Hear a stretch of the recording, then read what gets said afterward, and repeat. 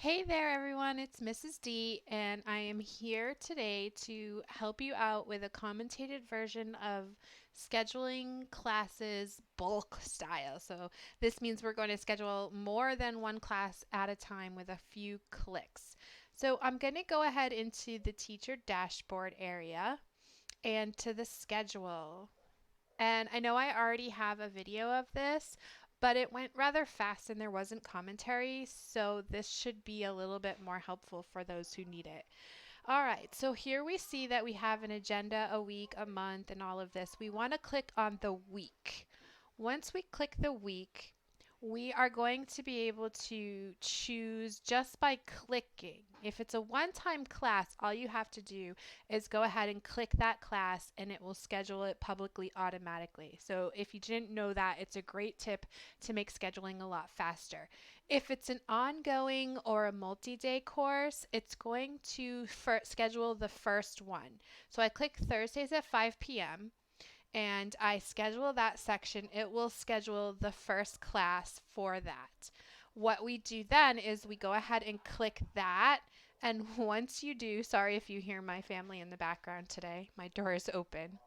Once you click that, it will bring you into the class. Click edit. Now remember, it's going to be private until you schedule all the meeting times required.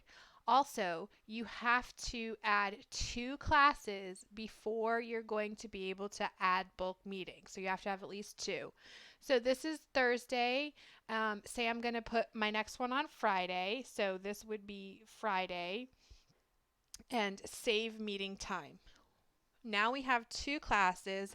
We can go ahead and click add bulk meetings and create those meetings. It's going to add 16 meetings to make a total of 18. All right, now we see that there. Go ahead and click public right away so that you don't forget.